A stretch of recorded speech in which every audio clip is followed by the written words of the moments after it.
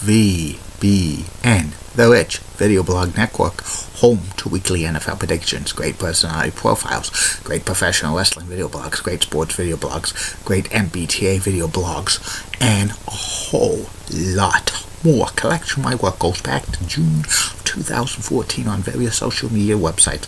RVBN, the only video blog on the internet that matters. Time now is 8:26 in the evening, Billerica, Massachusetts, about 39 degrees. Clear out, going to be going down to the 20s. Tomorrow, it's going to be some light snow. In Billerica, Massachusetts, points north are dusting to perhaps as 1 inch. Don't go to the supermarkets tomorrow and grab everything you can, because we're going to survive this snowstorm. It's just going to be a very, very light one. Some places in the south coast of Massachusetts and Rhode Island could get 6 to 8 inches. Tuesday could be the one that could dump a foot or more of snow. Keep you posted on that. Some news to report on the RVBN Newswire. UMass Amherst men's basketball coach Derek Kellogg is out of a job. They fired him after UMass was eliminated from the A10 tournament, and it's Happy National Get Over Day. And that's about it on the news from the RVBN Newswire. Be back in a flash with my third and final video blog of the night tomorrow on RVBN. 3 more video blogs for your enjoyment. First video blog is my personality profile. Tomorrow's personality profile will be about WCVB anchor JC Monahan. Second video blog of the day will be about the ideas what could be used for the old Ditson School in Billerica, Massachusetts, the Pinehurst section. And the third and final video blog of the night will be about the first NHL network in the United States between 1975 and 1981. Keep calm, everybody. And I'm a Julie Button guy, Julie News 6, Orlando, Florida. Best legs in Orlando, Florida. She's an attractive blonde that one of these days I'm going to interview her for my video blog. It's going to happen. Facebook, YouTube, and Twitter. Google Plus. Recycle everything and anything you can to help the environment. Time now is 8:29 in the evening, Billerica, Massachusetts. I'm back. My third and final video blog subject tonight is about the Somerville Theater in David Square in Somerville, Massachusetts. 55 David Square. It's like a national registered historic landmark. The Somerville Theater has been open since 1914. It's 103 years old. It's currently owned by FEI Theaters, and it seats about 900. It's a movie theater / music venue where they play concerts. Background on the Somerville Theater. It opened up in 1914 as part of the Hobbs building, which was owned by Joseph Hobbs, and it was designed by Funk and Wilcox. I don't know if Funk was related to Terry or Dory Funk, the professional wrestlers and WWE Hall of Famers. You egg-sucking dog, you Dusty Rhodes. Anyway, the Hobbs building housed a billiards hall, several storefronts, a small cafe, a bowling alley in the basement, and a movie theater, Somerville Theater, which they had shows that were like vaudeville acts and stage shows and operas, and of course movies. The next year they added weekly play, stock theater, which was pretty good. Like Hobbs sold the Somerville Theater to Arthur F. Vine O in 1926, and by the 1930s, the Somerville Theater stopped having plays and music events and other forms of entertainment. It became strictly a movie venue because of the Depression. And for the next 45 years or so, the Somerville Theater just showed movies, and they showed first-run movies. Usually these movies started out at the bigger theaters in Boston, Massachusetts, and they were real popular. The next 2-3 weeks, they would go to the movie theaters 2-3 towns over. And the Vino family owned the Somerville Theater up into the 1980s.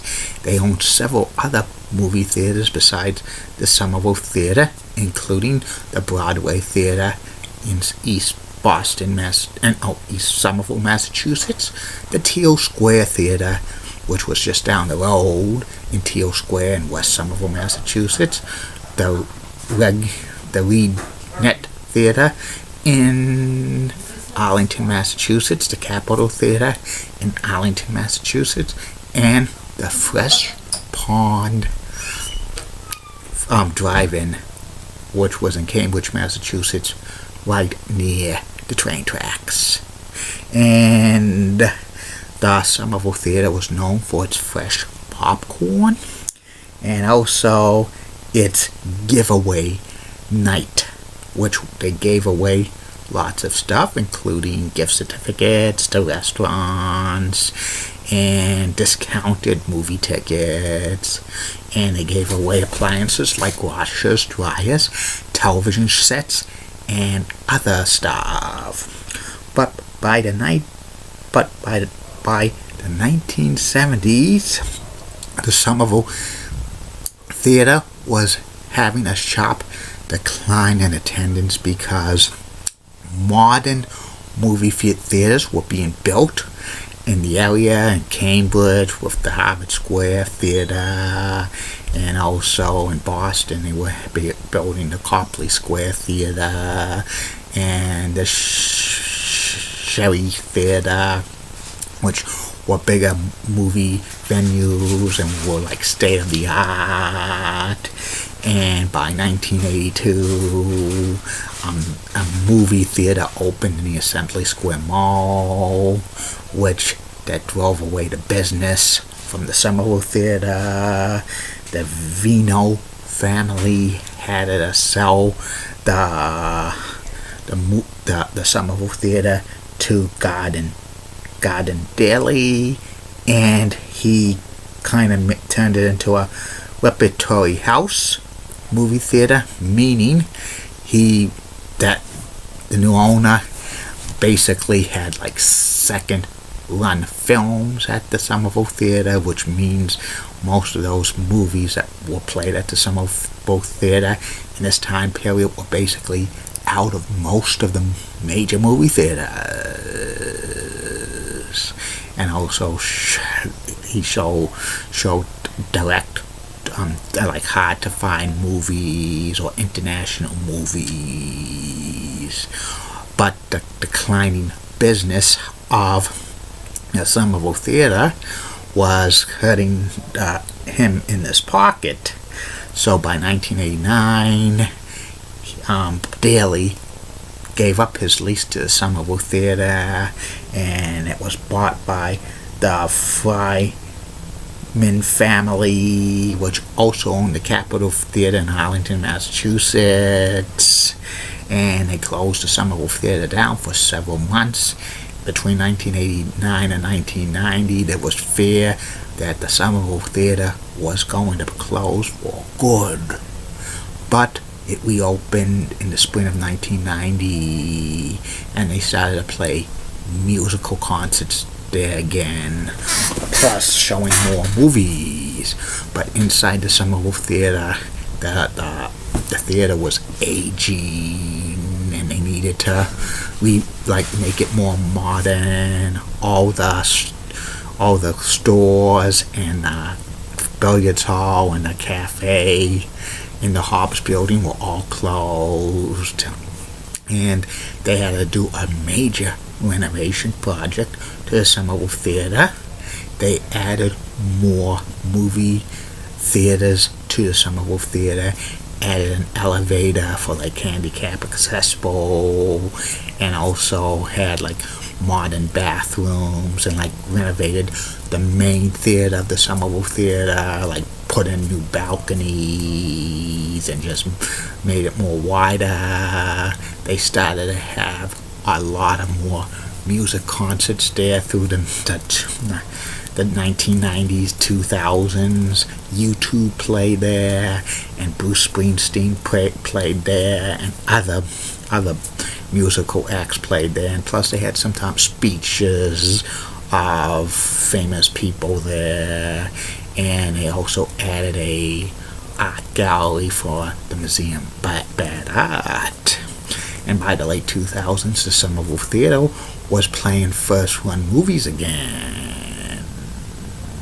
And Somerville Theater's a historic landmark, which was named in 1990, and it's still open today with 5 movie theaters there. And they have the only theater in New England to play it in 70 mm, which is pretty good. They also have the Boston Film Festival there, and also some Boston International Film Festival, movies from all over the world there, which was pretty good on certain occasions. I've been to the Somerville Theater a few times. I saw South Park in 1999 there, and I also think I saw Popeye back in the early 1980s. It's a good movie theater. And if you're in Davis Square in Somerville, you should catch a show at the Somerville Theater. I'll be back tomorrow. Facebook, YouTube, Twitter, and Google Plus with 3 more video blogs for you. You know what they are. Coming soon, I'm going to do a video blog about Fresh Pond in Cambridge, Massachusetts. Keep calm, everybody. I'm a Julie Budding guy. Molly was spelled WCCO accent, science likes. Elizabeth had so stunning, she's best. Amy Sweezy's awesome Amy. And the Church of WPIX channel in New York, such a rocking cruise, get the best New York City Pond. Bobby gives her ABC 11, has a sweet southern accent, best legs in Raleigh, North Carolina. Lisa Bell, News 6 is so awesome. She's got the 4th best legs in Orlando, Florida, and one of the best brunettes in the world. And in the words of Dickie Aqua Jr., director of Boys and Club of Greater America, more the merrier. Bye.